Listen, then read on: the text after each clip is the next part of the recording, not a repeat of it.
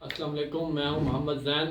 आज हम 9th class की मैथ शुरू करेंगे और उसका चैप्टर नंबर 1 और एक्सरसाइज नंबर 1.1 सबसे पहले स्टार्ट करेंगे। चलते हैं बुक की जानिब। तो एक्सरसाइज नंबर 1.1 का क्वेश्चन नंबर 1 है, find the order of the following matrix. मतलब कि कॉलम का हमने मर्तबा बताना है। तो मर्तबा बताने से पहले मैं आपको एक चीज़ क्लियर कर दूं कि इसमें राउस एंड कॉलम का आपको पता होना चाहिए। राउस क्या होती हैं? कोई भी ये वर्टिकल लाइन में जो लिखे हुए अल्फाज होंगे वो राउस कहलाएंगे, जैसे कि यूं और इस तरह। और जो हॉरिजेंटल मतलब उमूदी सिमत में जो लिखे होंगे वो कॉलम कहलाएंगे, मतलब कि इस तरह, ये इस तरह। तो अब हम इस सबसे पहले लिखेंगे order of A. Order of A हमारे कॉलम का नाम है। A is. अब इज़ लिख के अब हम सबसे पहले ना इसमें राउस देखेंगे। अब राउस कितनी है? एक ये इस तरह ये राव हो गई और एक ये वाली इस तरह राउस हो गई। मैं आपको तीर से समझा रहा हूँ। टू और बाय।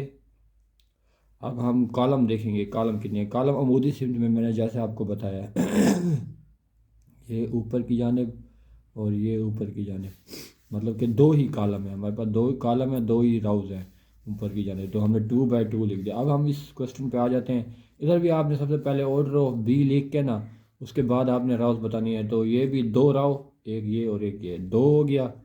और बाय, तो और कॉलम इसमें भी दो, एक ये और एक ऊपर की जानिब ये, 2/2 लिख देंगे। तो अब आगे आ जाते हैं सी की तरफ। ये थोड़ा डिफरेंट है। तो इसमें जो है कॉलम जो राउज हैं वो इस तरफ क्या हो जाएंगी, एक एक ही राव है और तो नहीं है ना, नीचे की जाने वो कुछ नहीं लिखा हुआ।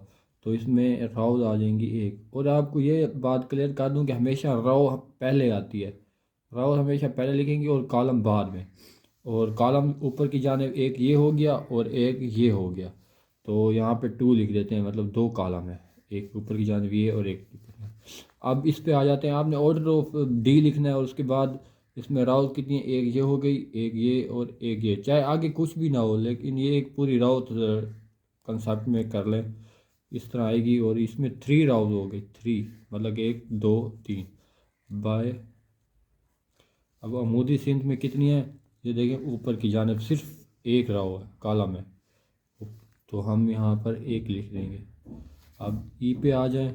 ई में देखें एक ये हो गया और एक ये हो गया, मतलब कि दो नहीं, पहले सॉरी आपको बता दूं कि राव लिखी जाती है तो पहले राव एक ये हो गई, एक ये और एक ये, मतलब कि 3 राउज होगी, 1 2 3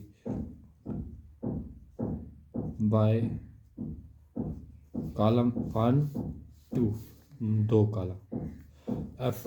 ये सबसे डिफरेंट है। अब आप देखें यहाँ पे एक ही राव आएगी, ये देखें एक ही राव बनती है इस तरह वर्टिकल सेप में। तो हम लिख देंगे 1 बाय। अब ऊपर की जानिब कॉलम जो है वो भी एक ही बन रहा है, देखें और कोई लफ्ज़ नहीं है। ऊपर की जानिब भी एक है और इस तरफ भी एक है, तो 1/1 इसको हम लिख देंगे।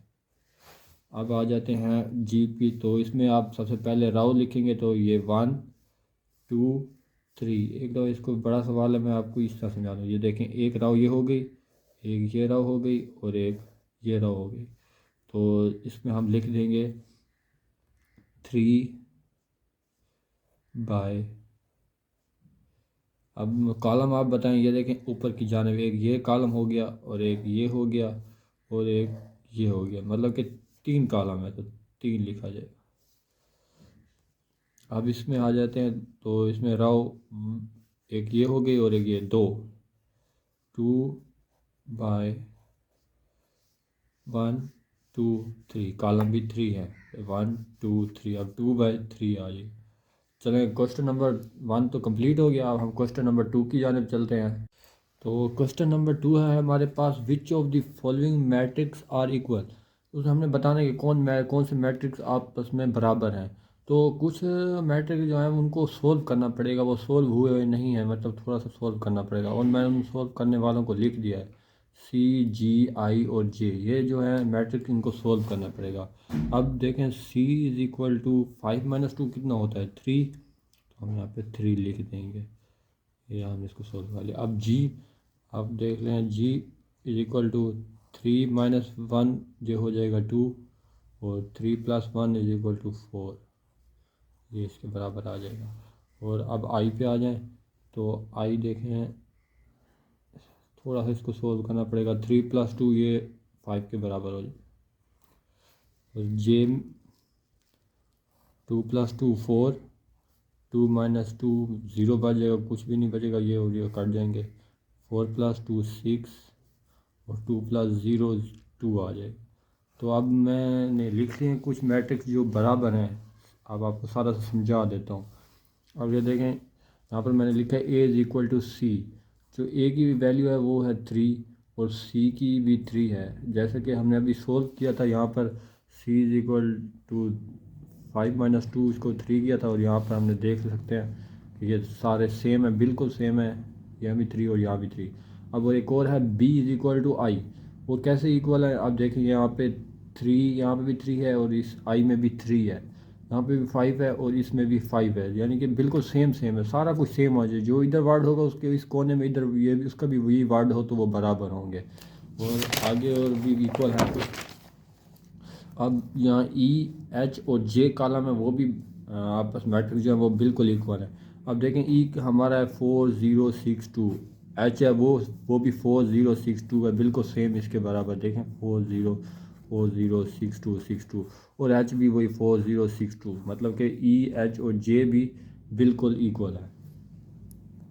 तो क्वेश्चन नंबर 3 है हमारे पास, find the values of ABC and D which satisfies the matrix equation. मतलब कि उसने कहा हमने A, B और C और D की वैल्यू मालूम करनी है जो इस इक्वेशन को दुरुस्त साबित करें। अब उसने कहा दुरुस्त साबित करें, उसने यहाँ पे लिखा हुआ इक्वल। हमने जैसे कि पिछले क्वेश्चन में किया, इक्वल जो होते हैं उसका यहाँ इस कोने में जो वर्ड होंगे वो इस कोने वाले से बराबर होंगे। जैसे कि A+C है तो यहाँ पर 0 है, तो इसका मतलब है कि A+C = 0। हमारे पास एक इक्वेशन ये बन गई, और एक हमारे पास ये बन जाएगी A+2B = -7। अब यहाँ पर ले आते हैं ये C-1। अब यहाँ पे C-1 तो इधर क्या है, इसमें 3 है, तो ये हम इस 3 के बराबर लिख देंगे। C-1 = 3, ये तीसरी इक्वेशन बन गई। अब एक और हम ये वाला वर्ड ले लेते हैं 4D - 6। तो यहाँ पर क्या है, क्योंकि ये बराबर है कॉलम, तो इसका और ये सेम होगा, तो हम इसको इसके इक्वल लिख देंगे 2D। तो सबसे अब हम इसको इक्वेशन 1 का नाम दे देंगे, इसको 2 का, इसको इक्वेशन 3 का, और ये इक्वेशन 4। तो सबसे पहले हम इक्वेशन 3 हल सोल्व करते हैं।